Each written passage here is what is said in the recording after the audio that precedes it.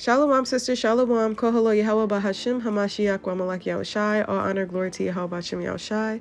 Lord willing, y'all are having a beautiful Feast of Tabernacles and y'all are holding it down through the Spirit. I came across sister's Instagram story, one of my sister's Instagram stories, and it was this quote from a brother. She just reposted it, but I just wanted to talk about it. And it says, stay coachable through all ages of life. Never stop learning and listening.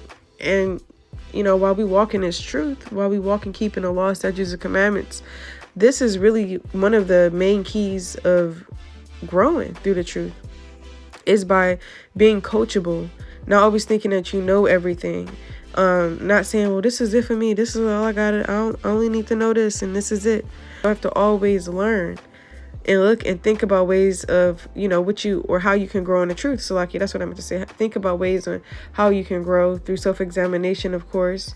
You might be coached by your husband, if you have a husband, by sisters, and that's going to come with correction.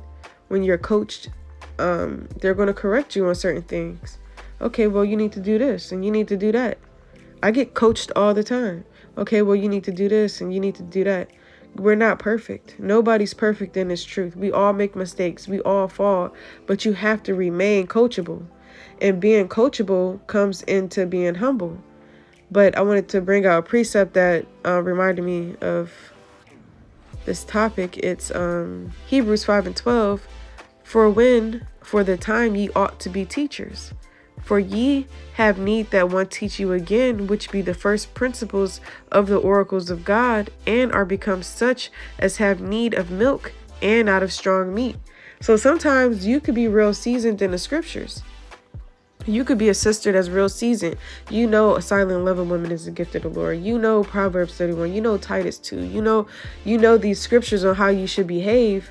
But sometimes you might have to be reminded. You might have to be taught again. You might have to be humble about it. And say, I already know that. I don't know why you're telling me that.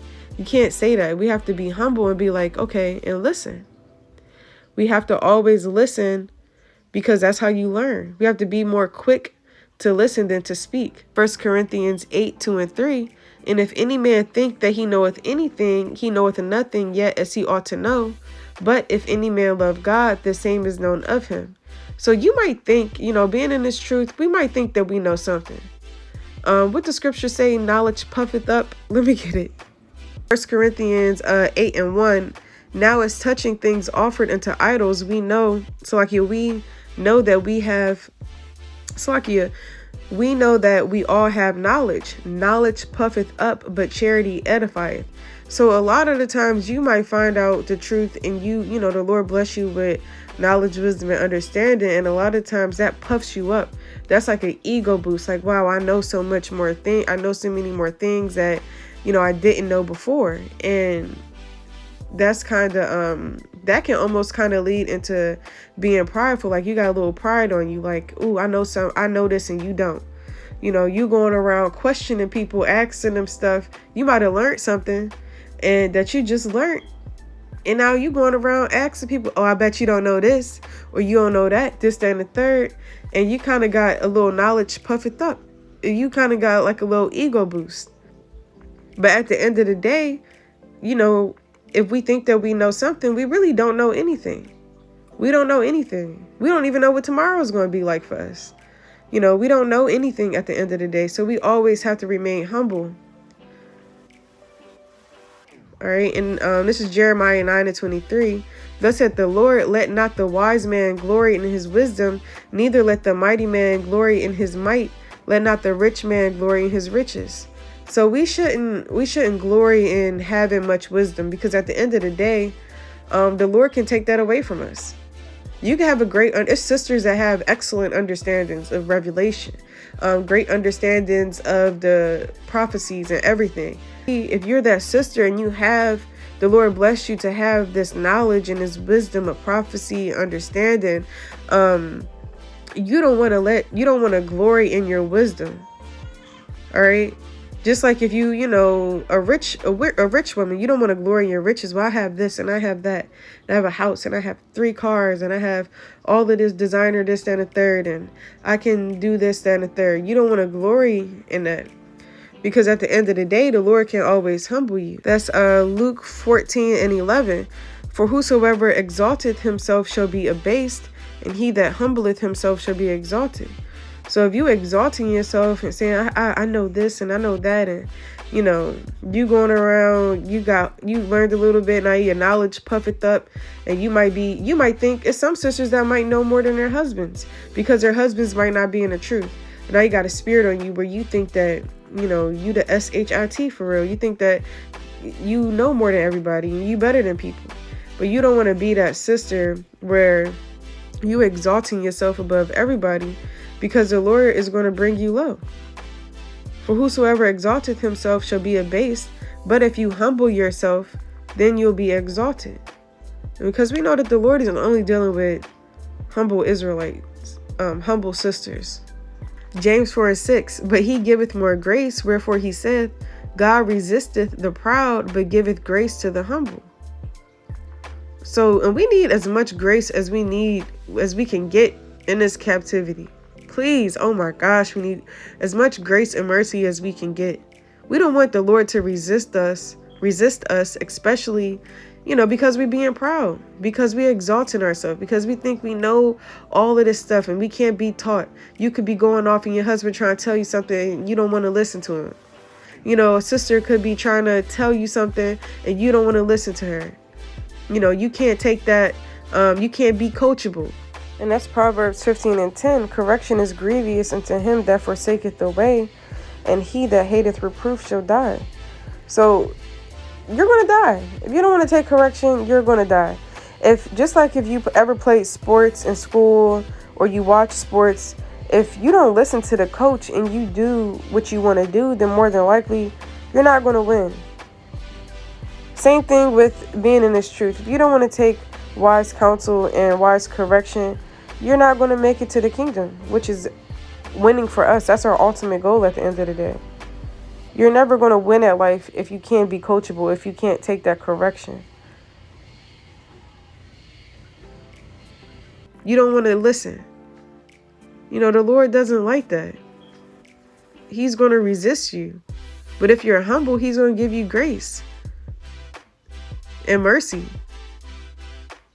This is James 4:10. Humble yourselves in the sight of the Lord, and he shall lift you up. So if you humble yourself and you stay humble in this truth, and you keep, having that spirit on you where it's like, look, I'm learning something, but at the end of the day, like 1 Corinthians 8:2 say, I don't know anything. Because when you think you know everything, it's like you feel like you can't be taught. You perfect pretty much. And we already know what the Lord said. He said in Matthew 19:17, and he said unto him, why callest thou me good? There is none good but one, that is God. But if thou wilt enter into life, keep the commandments. So you think that you think you're good if you can't be taught. You think that you kind of better than everybody else. You exalting yourself. You got knowledge and you think you know something. But at the end of the day, we don't know nothing. You're not good. You're not good. We can always learn. We can always learn more, study more, read more, pray more, fast more, be humble. We can do all these things so that the Lord has mercy on us. It's Proverbs 22:4. By humility and the fear of the Lord are riches and honor and life.